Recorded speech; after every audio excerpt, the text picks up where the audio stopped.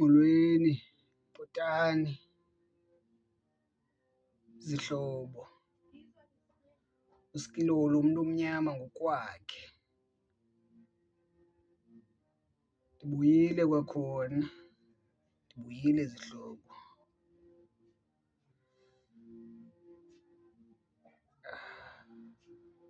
Yho, namhlanje into endithetha ngayo ndicinga ukuba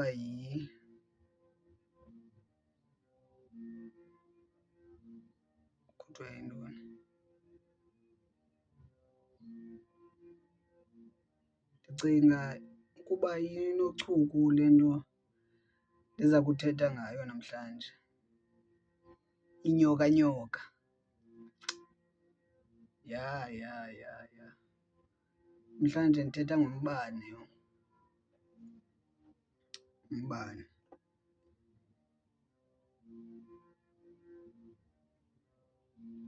Njengokuba sisazi ukuba umbane ubalulekile ukuba ufumaneke kuluntu nalapha kumphakathi, njengokuba sisazi sonke.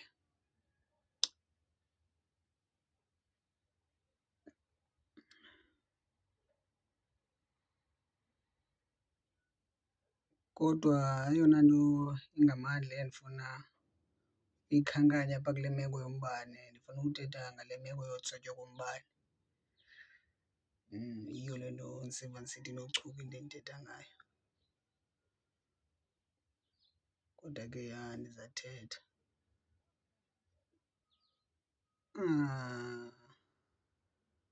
Njengokuba esazi naye urhulumente kwezinye iingingqi umbane abantu bawusebenzisa mahala, abafuni ukuwuthenga. Kuye kuthiwe loo nto xa ibizwa ziinyokanyoka ubone ngokuba iba nobungozi phakathi. Iba nobungozi umbane usetyenziswa gwenxa, awusetyenziswa ngokusemthethweni, ngokusesikweni. Kuba umbane amatyeli amaninzi ufumaneka ngokuthi uthengwe ngabantu.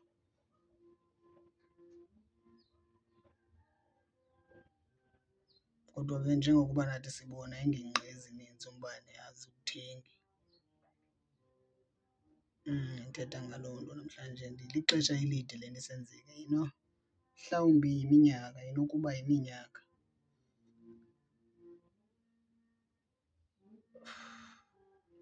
Ukuba siqwalasela kakuhle inokuba yiminyaka ezinenkingqi. Andithi wonke uMzantsi Afrika akawuthengi, bakhona abawuthengayo. Bakhona abawuthengayo. Mhlawumbi abo basembindini wempilo ngabona bona banegalelo lokuxhasa ishishini likarhulumente lombane. Kodwa abantu abakumgangatho ophantsi osezantsi, amatyeli amaninzi ngabona bona abantu bachaphazela ukuba kubekho iinyokanyoka, usetyenziswa gwenxa kwale nto sithi ngumbane.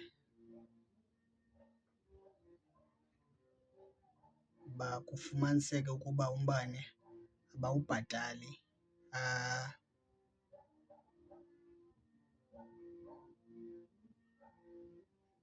abawuthengi ngamanye amazwi.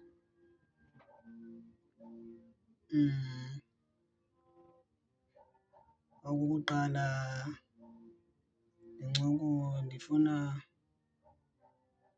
siyiqale ngalo mbuzo ukuba ubhekise kurhulumente ukuba kutheni nje urhulumente kwabantu bakumgangatho ophantsi okanye osezantsi. Ibonakalisa ingathi angakwazi ukubazisela inkonzo yombane mahala. Kutheni ibonakalisa ingathi umbane ungafunyanwa ngaba bantu balapha kumgangatho ophantsi okanye osezantsi? Mahala le nkonzo yombane. Ndisitsho nje ndenziwa yile nto ndithi xa ndiqwalasela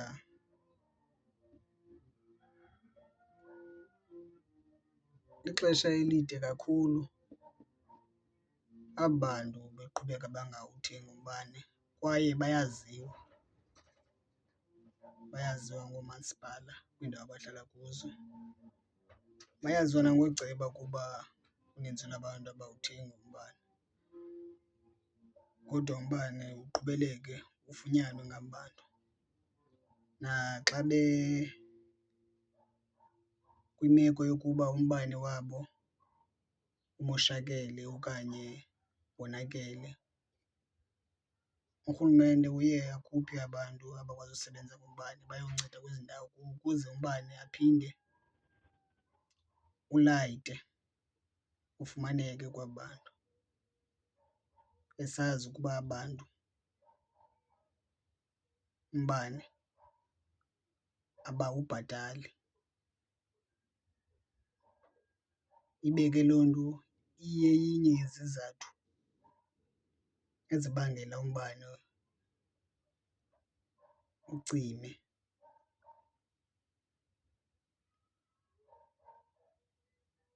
kwaye nezibangela uba umbane ungasetyenziswa kakuhle, kubekho ingxaki kwinkonzo yombane, le nto yombane mahala abantu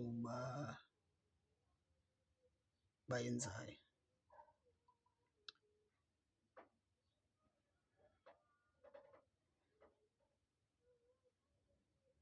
Ndithi mna kwelam icala urhulumente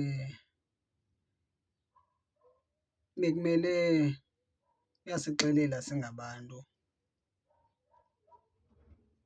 ukuba umbane uyakwazi usizisela mahala, asenzele mahala ukuze sisebenzisane. Ngoba bakhona abawuthengayo, ngoku loo nto leyo andiqondi ukuba yinto elungileyo kube khona abawuthengayo abaxhasayo kwishishini likarhulumente kubekho abangawuthengiyo. Andiqondi yinto elungileyo leyo.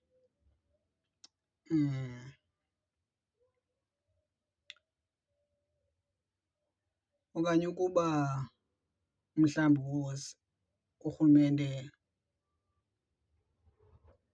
kwelakhe icala uthi siyamohlula akho nto anoyenza ngale meko. Okanye into ebenokuyenza ukuba akakwazi uzisa umbane apha eluntwini mahala, makazame ke abeke noba sisixa semali ethile athi kufuneka imali enga ngenyanga ukuze umbane ufumaneke ngenyanga. Mhlawumbi i-300, umntu uba ubhatale nje i-300, N300 kuphela, umbane uyawufumana inyanga yonke mhlawumbi. Ngoba abantu izizathu bokuba umbane bawenze le nto yenyokanyoka bawutswebe kube bekhala ngento yokuba uyadura, besithi umbane uyadura, abakwazi ukuwuthenga. Ngoku abantu baphela bewuthatha mahala umbane. Naye urhulumente uyayivumela loo nto leyo ngoba akukabikho manyathelo awathathayo ebonakalisa ukuba le meko le akayithandi, yinto angayifuniyo. Uyithobele le meko iminyaka, into ebonakalisa ukuba urhulumente lo mbane ingathi angawuzisa namahala lo. Ukuba akakwazi uwuzisa mahala ndithi makabeke isixa semali esithi bekunokhutshwa imali enga ngenyanga yiloo ndlu. Indlu nganye ikhuphe imali enga qho ngenyanga, ifumane umbane wenyanga. Uyaziwa umbane wama-300 kuphela uhlala inyanga yonke. Njengokuba esenza apha kwi-fibre time Wi-Fi, Wi-Fi uyaxela xa ungumntu ofuna iWi-Fi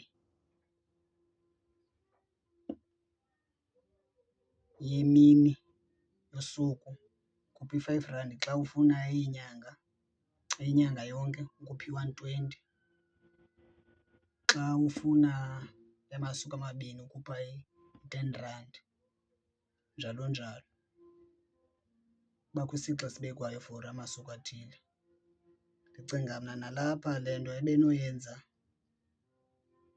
nalapha nakule nto yombane, axele umbane uba uzawusebenzisa inyanga yonke ungakhupha isixa semali ethile, 500, 400, 300, njalo njalo. Xa ufuna for usuku olunye, mhlawumbi loo mali andiyazi kukuwe, R50 maybe, ixhomekeke kuye.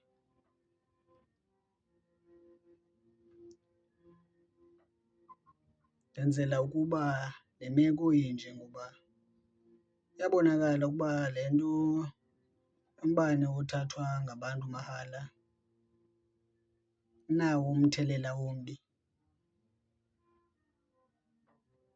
kumashishini karhulumente, inawo umthelela ombi kumashishini karhulumente nendlela urhulumente aphathwa ngayo. Ukuba le nto siyayazi ayilunganga xa sisonke.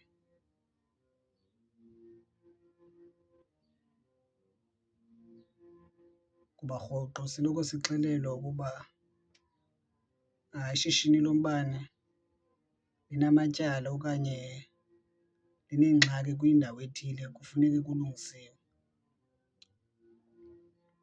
Kuthiwe umbane uzawucinywa kuloo ngingqi ithile, mhlawumbi into engangeveki. Ibe loo nto ichaphazela nabantu abawuthengayo. Andithi hayi wonke umntu akawuthengi umbane, hayi wonke umntu akawuthengi, bakhona abawuthengayo. Kuloo meko xa kufike imeko enjalo kuthiwe ikhona itransfoma ethile apho engasebenziyo, kucinyelwa wonke umntu.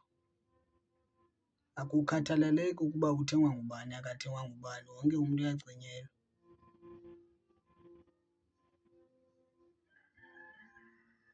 Ibe unobangela wokuba ezi transfoma zingasebenzi kakuhle zibangelwa yile nto yokuba umbane abanye abantu bawusebenzisa mahala, abafuni ukuwuthenga.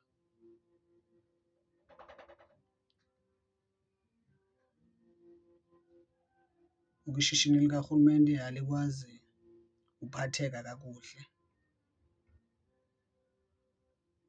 kuba liyashoxeka kwezezimali, kubekho abantu abasoloko bekhona ukuze izinto ziqhube kakuhle.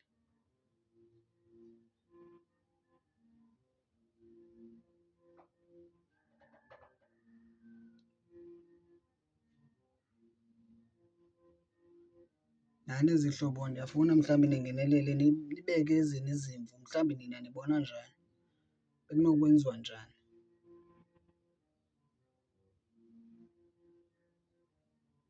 Kulunge xa kunjani kuni?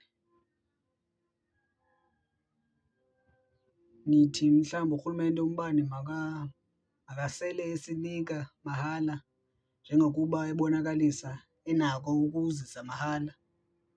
Ngoba kukho abantu abawusebenzisayo mahala lo mbane ixesha elide, iminyaka abanye. Mhlawumbi abanye banoma-10 years, iminyaka engamashumi, umntu umbane ngoku ewusebenzisa mahala, akho mntu uthethayo. Qha into exelwayo kuthiwa mhlawumbi unetyala phaa kwamasipala. Asiqinisekanga loo nto ngoba akho manyathelo athathwayo.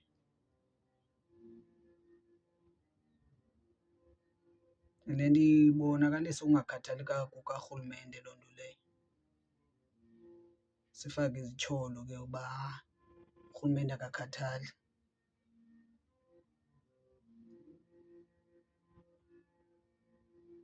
Kodwa ekugqibeleni kubonakala ukuba ingathi sonke asikhathali apha ngoba iinkonzo asinika zona zezi zithi xa zifika sizimosha, zizonakalisi.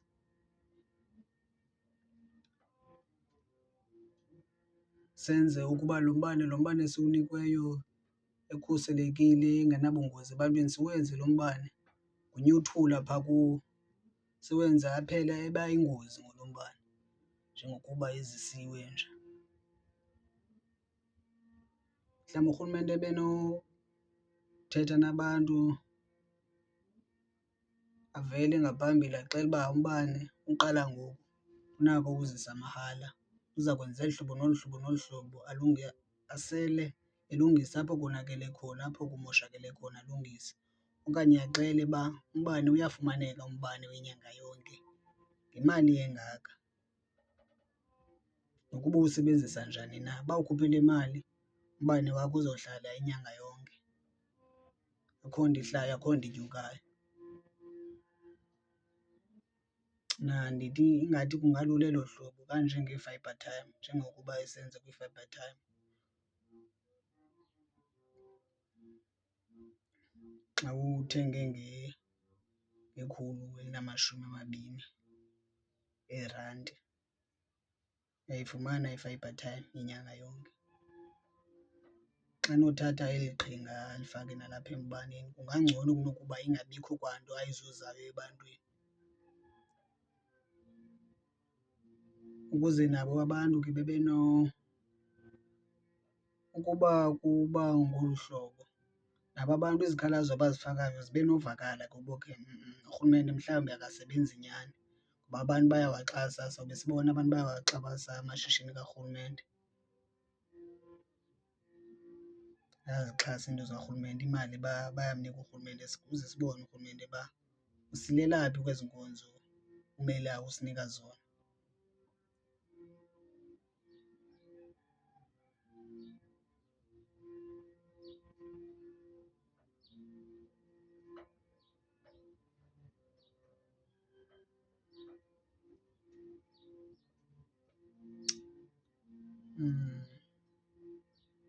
Ayikho enye into endifuna uyongeza kule nto ndiyithethayo. Ndithi qha urhulumente makangayiyeki lolu hlobo ingalo ngoba ngolu hlobo ime ngalo kuyabonakala asoze iphinde ilungiseke.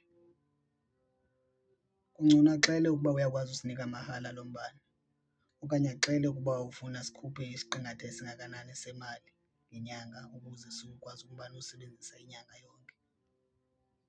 Noko ucuntsu akafani nocwaka. Loo 300 anganawo umahluko enokuwenza kwiinkonzo zikarhulumente zokuphuhlisa uluntu.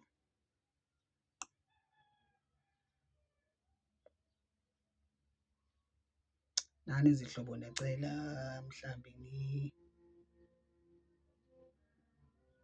nisinike uluvo lwenu kwii-comments.